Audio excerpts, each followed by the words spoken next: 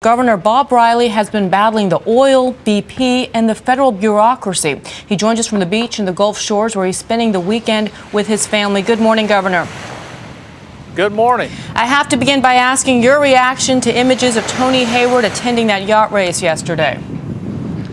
You know, with everything that we've got going on in the Gulf Coast now, I think everyone is somewhat taken back that anyone would take off right now and go out and sell a yacht. The only thing that I might say is, I don't know how many yachts are over there, but put a skimmer on the back of them, bring them back over here, because we certainly need them. Yeah, well, Tony Hayward now famously said that he wanted his life back. I want to ask you, how's the process going for giving the people of Alabama affected by the oil spill their lives back, and who's responsible for making that happen?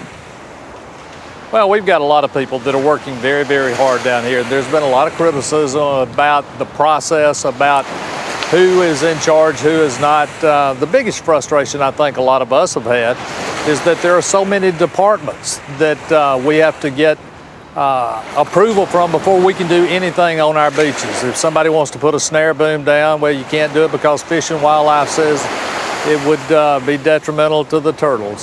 Somebody says you can't put dispersants out because EPA says it's not good to do it without more dilution factor. That's the type of thing that we're battling, but it's better today than it was.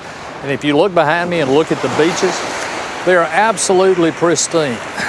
We do have some tar balls from time to time that'll come up, but we have these mechanical harvesters now that can run through and pick them up. Patsy and I spent the day down here yesterday, and it is absolutely one of the most beautiful places in the world.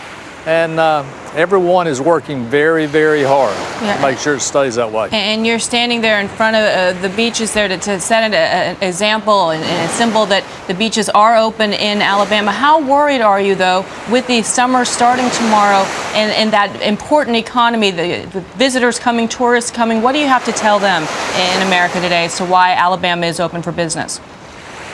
Well, one of the great things about this whole Gulf Coast region is that we have a very short tourist season. It's essentially from Memorial Day up to Labor Day. But everyone here is trying to do something to make it very accessible and make it very entertaining through the summer months. We have had some cancellations, but we're encouraging people to come on down. Everything is here that you have always loved about the beach, and now we're going to start a concert series that's going to be going on down on the beach. So we're going to try to have something for everyone every week, kind of get through this summer. And last week, the president made his first trip to Alabama and met with you. We heard him speak to the nation Tuesday. Do you think that he's doing enough, both through his actions and through what he's telling the people of America, and specifically with regards to your state? Well, the first thing all of us have to do is concentrate on closing this off. If we can get that well closed, I think we can at least manage what is in the water today. But as long as it continues to run, we're going to know that we're going to be impacted, and we're going to be impacted for the next several months. But again, we can mitigate it. We can limit that amount of damage. We can clean the beaches up. When it gets into our marshes, that's going to be a different story. But everyone needs to concentrate right now, because if we don't, we won't get a second chance to do this. All right, Governor Riley, thank you so much for joining us this morning. Thank you.